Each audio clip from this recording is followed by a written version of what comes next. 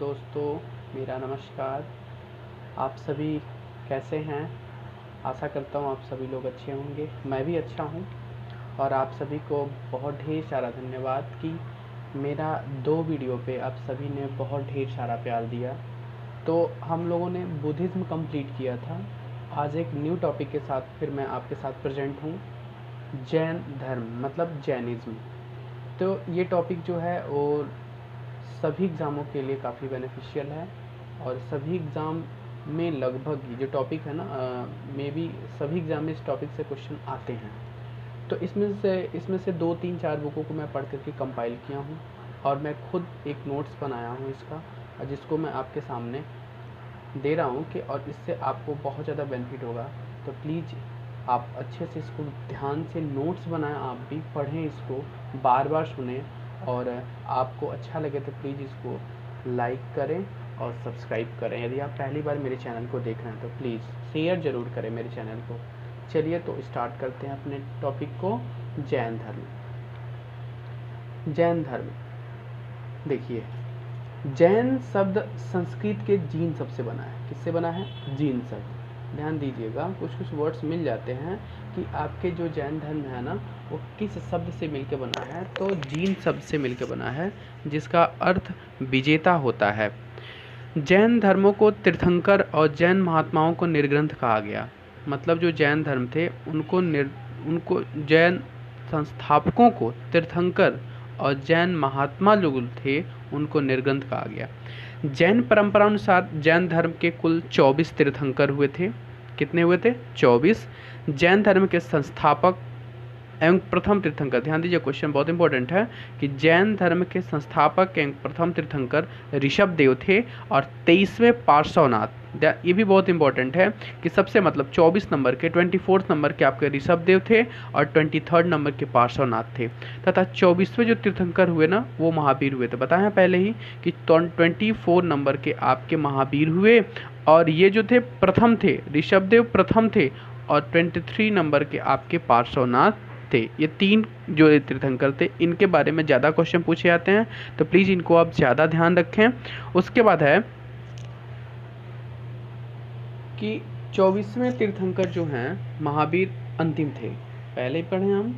इनके समय में जैन धर्म का प्रचार प्रसार ज़्यादा हुआ और 23वें जो तीर्थंकर पार्श्वनाथ जी थे वो काशी के इक्ष्वाकुवंशीय शासक अश्वसेन के पुत्र थे। मतलब अभी तो मैंने ये पढ़ा कि जो 24 नंबर के तीर्थंकर थे महात्मा जो महावीर जी वो अंतिम थे और उनके ही समय में सबसे ज़्यादा जैन धर्म का प्रचार प्रसार हुआ है। लेकिन जो 23 नंबर के थे पार्श्वनाथ जी, उनके बारे में भी क्वेश्चन आता है कि इनके पहले कौन थे। तो इनके पहले पार्श्वनाथ जी थे 23rd नंबर के। वे काशी के एक वंश है जिस वंश का नाम इक्ष्वाकु वंशीय हैं। उनके शासक, वहाँ के शासक जो अश्वसेन थे, उनके ये पुत्र थे। उसके बाद आते हैं कि पार्श्वनाथ जी द्वारा कुल 4 प्रकार की शिक्षाएं दी गई थी। पहला था हिंसा न करना, सदा सत्य बोलना, चोरी न करना और संपत्ति न रखना। ये सारे आपके पॉइंट हैं, मतलब इनकी 4 प्रकार की शिक्षा दी गई थी पार्श्वनाथ जी द्वारा।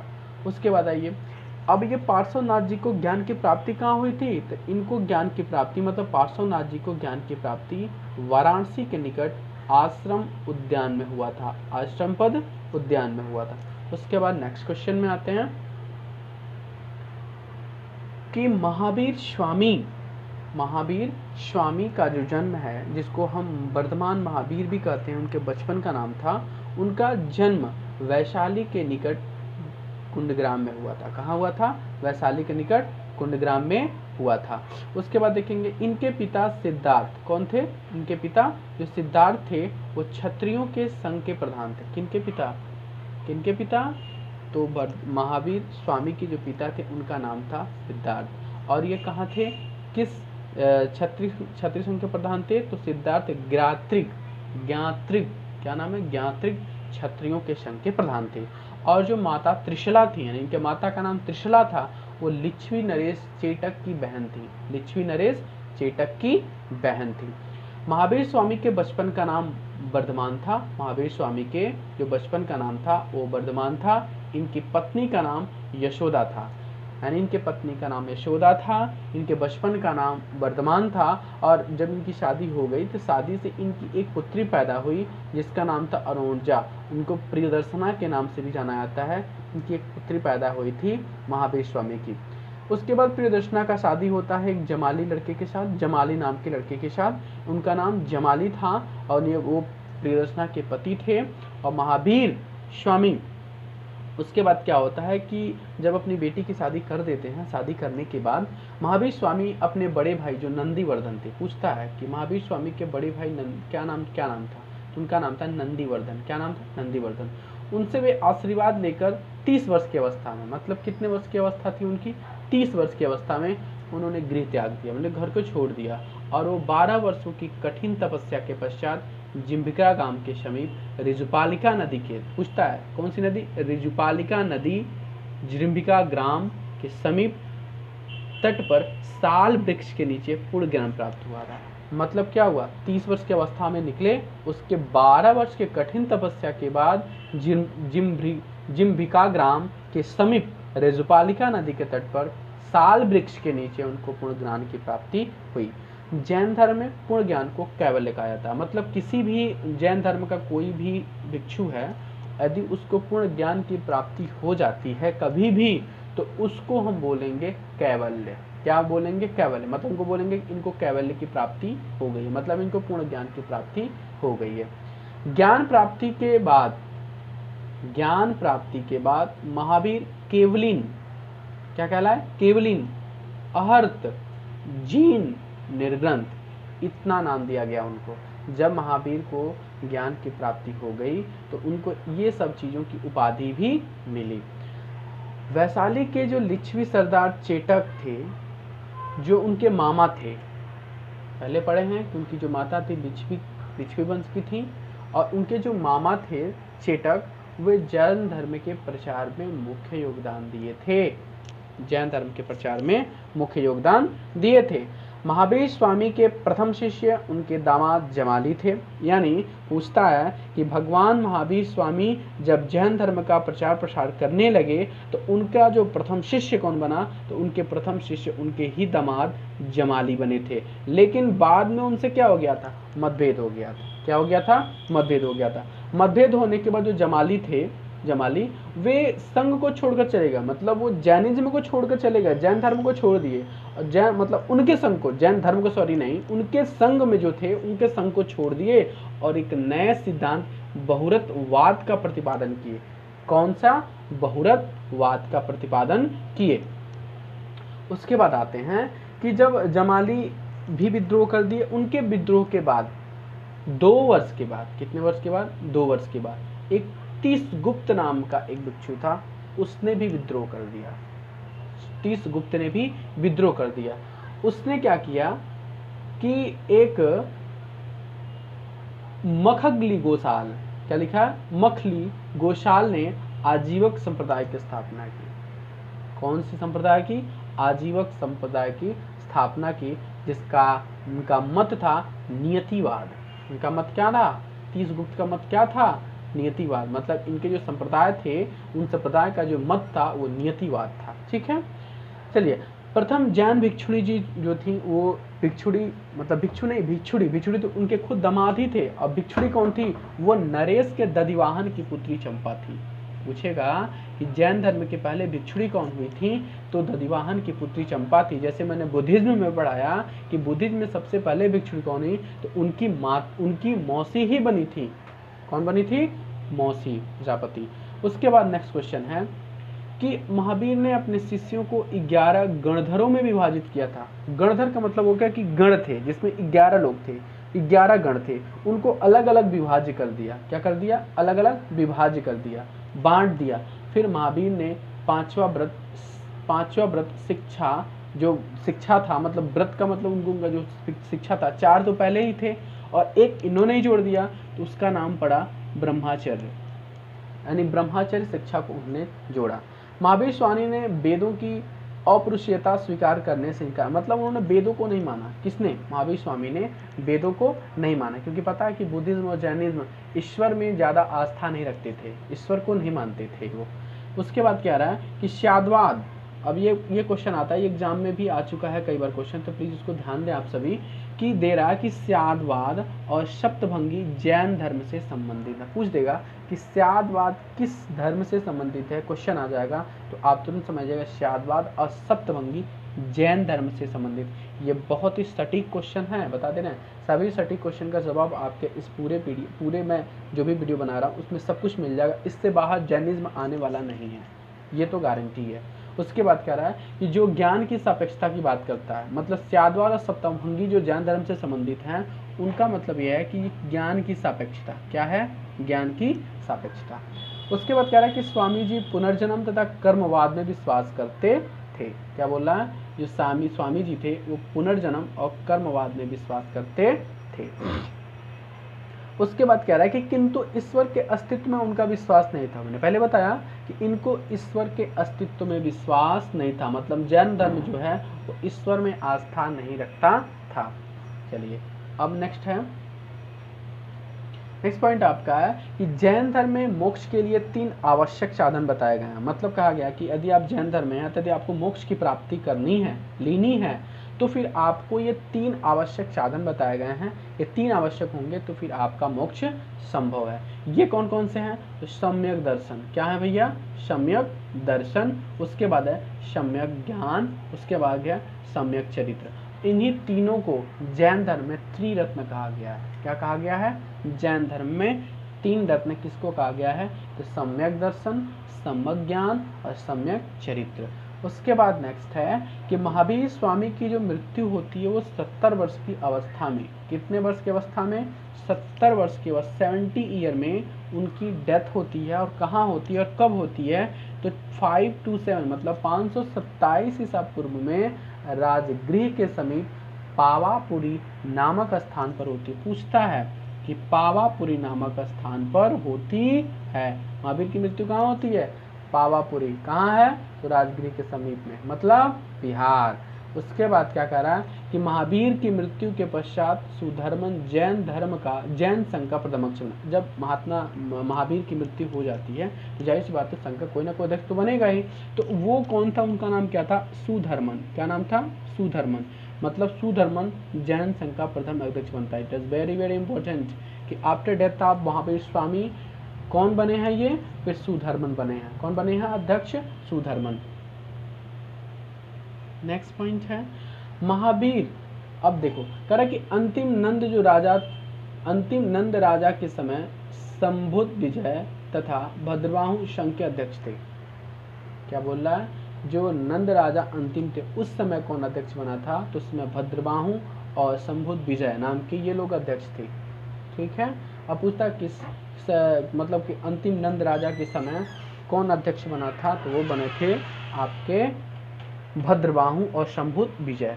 कालांतर में जैन संप्रदायों को 2 संप्रदायों में बांट दिया गया।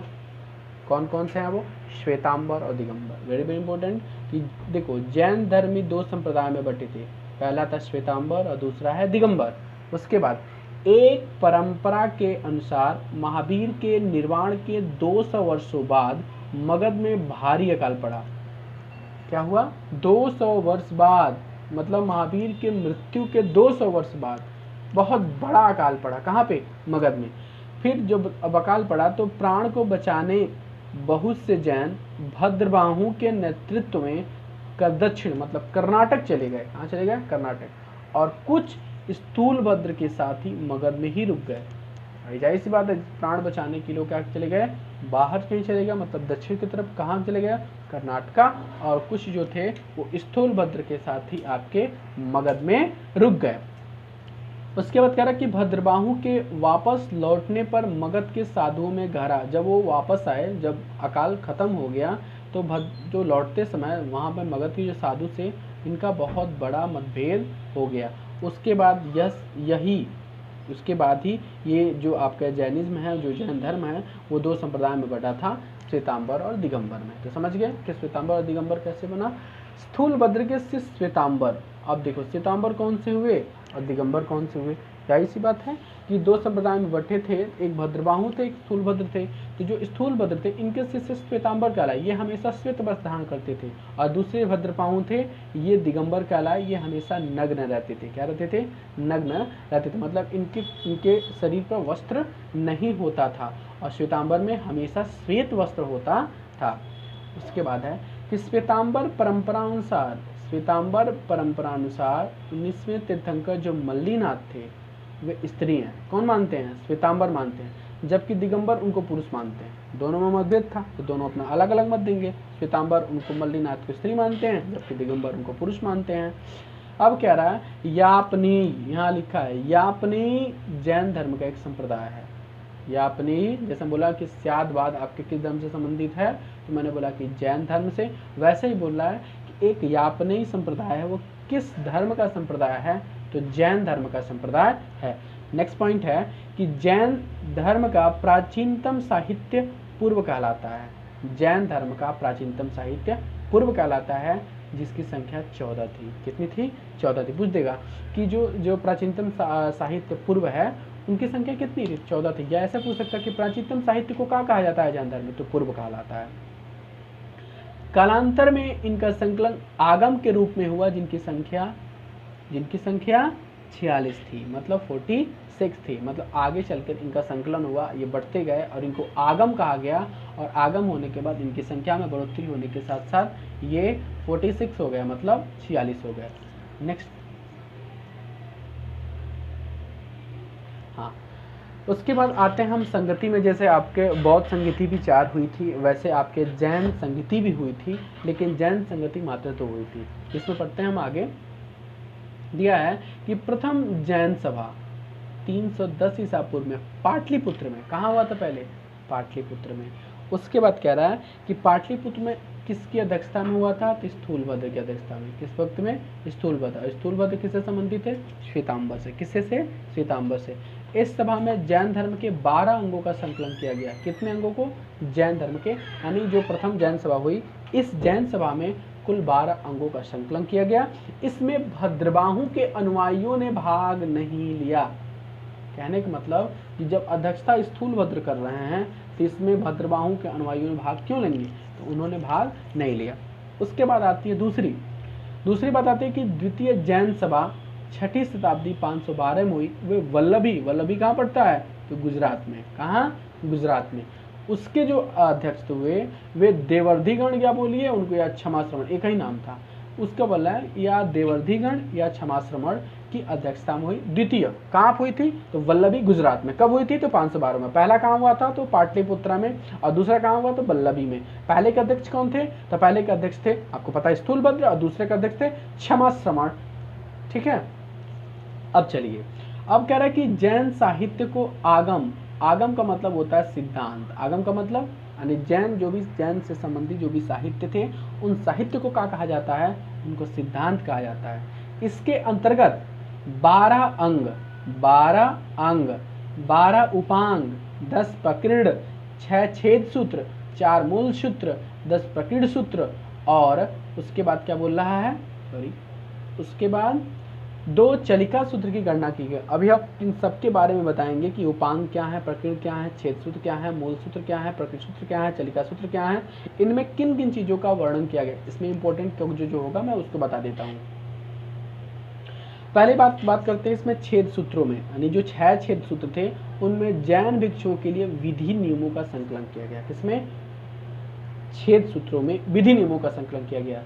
मूल सूत्र में क्या किया गया है? तो जैन धर्म के जो भी उपदेश दिए गए थे, भिक्षुओं के लिए जो कर्तव्य थे, जो उनके लिए नियम बनाए गए थे, वो मूल सूत्र में थे। दिमाग में रखिएगा, छेद सूत्र में विधि नियमों का जैन भिक्षुओं के लिए संकलन है। मूल सूत्र में जो जैन धर्म के उपदेश थे, भिक्षुओं के लिए जो कर्तव्य थे, उनके लिए जो नियम थे, उनका वर्णन किया गया है।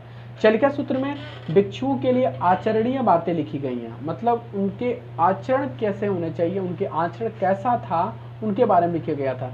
देखो, इसी चलिका सूत्र को ना विश्वकोश का नाम दिया गया। विश्वकोश। उसके बाद देखिए, अब ये जो भी हम ऊपर ये ग्रंथ पढ़े हैं ना, ये सारे के सारे श्वेतांबर संप्रदाय के लिए हैं। मतलब उपयुक्त जो सभी ग्रंथ हैं वे सभी श्वेतांबर संप्रदाय के लिए हैं। दिगंबर संप्रदाय इनकी प्रामाणिकता को स्वीकार नहीं करता है, मतलब इनकी बातों को नहीं मानता है, इनके प्रमाण को अस्वीकार करता है दिगंबर संप्रदाय। कह रहा है कि जैन धर्म में ईश्वर की मान्यता नहीं है, पहले भी पढ़े हैं, इसमें आत्मा की मान्यता है, इसमें आत्मा की मान्यता है। महावीर पुनर्जन्म मतलब पूर्व जन्म जो किया गया कार्य है कि आप इस जन्म के पहले भी कुछ थे, कुछ किस योनि में आप पैदा हुए थे उसमें, और आपके कर्मवाद में विश्वास करते हैं। यानी महावीर जो हैं वो पुनर्जन्म और कर्मवाद में विश्वास करते थे। नेक्स्ट पॉइंट है कि जैन धर्म ने अपने आध्यात्मिक विचारों को सांख्य दर्शन से ग्रहण किया। जैन धर्म ने अपने आध्यात्मिक विचारों को सांख्य दर्शन से ग्रहण किया। ये सांख्य दर्शन आपको पता है ना कि बुद्धिज्म यानी बौद्ध धर्म के जब सबसे पहले उन्होंने अपने अलाय कलाम से शिक्षा लेने गए थे बौद्ध जी ने, बुद्ध भगवान ने, तो वो जो जिस अलाय कलाम जिस दर्शन थे वो सांख्य दर्शन के ही थे आचार्य। वैसे ये भी बोला है कि जो जैन धर्म ने अपने आध्यात्मिक विचार जो लिए वो सांख्य दर्शन से ग्रहण किए हैं। नेक्स्ट पॉइंट, जैन धर्म में जो अशोक के पौत्र थे संप्रति, क्या नाम था, संप्रति, को जैन मत का संरक्षक माना जाता है। बहुत बड़े संरक्षक थे, सुरक्षा करते थे इस धर्म को। ठीक है, जैन साहित्य में लिखा गया है। वह उज्जैन में शासन करता था। कौन? अशोक के जो पौत्र थे उज्जैन में शासन करते, जिसके कारण उज्जैन जैन धर्म का प्रमुख केंद्र बन गया, प्रमुख केंद्र बन गया। और उसके बाद जैनियों का जो दूसरा प्रमुख केंद्र है वो मथुरा। मथुरा कहाँ पड़ता है? तो यूपी में पड़ता है। तो जैन धर्म का आपसे पूछ देगा कि जो दूसरा प्रमुख केंद्र था वो कहाँ था? तो यूपी यानी मथुरा में था। नेक्स्ट पॉइंट है कि कलिंग का चेदी शासक खारवेल जैन धर्म का महान संरक्षक था। खारवेल एक शासक था, चेदी वंश का था, कलिंग का शासक था, जो जैन धर्म का एक महान संरक्षक भी था। उसके बाद है कि जो खुजराहों का जो जैन मंदिर है ना, खुजराहों का जैन मंदिर वो चंदेल शासकों द्वारा किया गया। पूछता है खुजराहों का जो जैन मंदिर है वो किसके द्वारा किया गया है निर्माण? तो चंदेल शासकों द्वारा किया गया है। चामुंड के प्रोत्साहन से कर्नाटक के श्रवणबेलगोला में, क्या बोला है? चामुंड के प्रोत्साहन में कर्नाटक के श्रवणबेलगोला में 10वीं शताब्दी के मध्य विशाल बाहुबली की मूर्ति गोमतेश्वर मूर्ति का निर्माण किया गया है। अभी आगे बताएंगे कि बाहुबली कौन थे ये, ठीक है ना। ये बाहुबली मूवी नहीं, विशाल बाहुबली की जो मूर्ति है जिसको गोमतेश्वर की मूर्ति बोलते हैं, वो चामुंड के प्रोत्साहन में कर्नाटक में श्रवणबेलगोला में इसका निर्माण किया गया। अब देखिए, कुछ जैन धर्म के मानने वाले राजा भी थे, जैसे आपके बौद्ध धर्म के मानने वाले थे वैसे जैन धर्म के मानने वाले थे। इसमें कुछ राजा थे जिसका नाम आपका दिया गया है उदयन, वंदराजा, चंद्रगुप्त मौर्य, कलिंग, नरेश खारवेल। उसके बाद कह रहा है कि अमोघवर्ष और चंदेल शासक, ये सब लोग जैन धर्म को मानने वाले थे। उदयन, वंदराजा, चंद्रगुप्त मौर्य, नरेश खारवेल, अमोघवर्ष और चंदेल शासक, ये सब लोग जैन धर्म को मानने वाले राजा थे। उसके बाद कह रहा है कि जो जैन तीर्थंकरों की जो जीवनी है ना, वो भद्रबाहु द्वारा एक रचित पुस्तक है, जिस पुस्तक का नाम है कल्पसूत्र। इसमें बताया गया है, इसमें ही दिया गया है कि जैन धर्म के तीर्थंकरों, जो भी 24 तीर्थंकर हुए, इन सब की जीवनी के बारे में इस बुक में लिखा गया है। जो किसके द्वारा लिखी गई है? कल्पसूत्र भद्रबाहु के द्वारा लिखी गई है। मल्ल राजा सृष्टिपाल के राज प्रसाद में महावीर स्वामी को निर्माण प्राप्त हुआ था। यानी महावीर स्वामी को निर्माण कब प्राप्त हुआ था? किसके शासनकाल में? तो मल्ल राजा सृष्टिपाल के।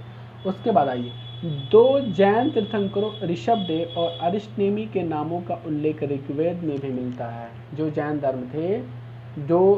धर्म था उसके दो तीर्थंकर जो थे ऋषभदेव और अरिष्टनेमी, इनका उल्लेख आपके ऋग्वेद में भी मिलता है। और ये भी बताया जाता है जो अरिष्टनेमी तीर्थंकर थे वे भगवान श्री कृष्ण के काफ़ी निकट संबंधी थे, मतलब इनके काफ़ी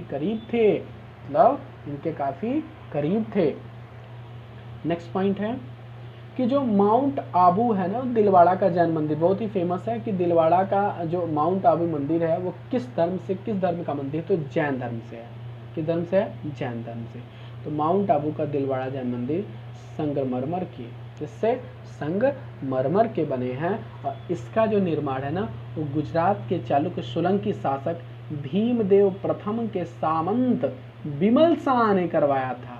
भीमदेव ने नहीं, बिमल शाह कौन थे? सामंत थे। किसके? भीमदेव के। किस वंश के? चालुक्य मतलब सोलंकी वंश के। उन्होंने ही इस दिलवाड़ा जैन मंदिर का निर्माण करवाया था। पूछ देगा दिलवाड़ा जैन मंदिर का निर्माण किसके द्वारा किया गया?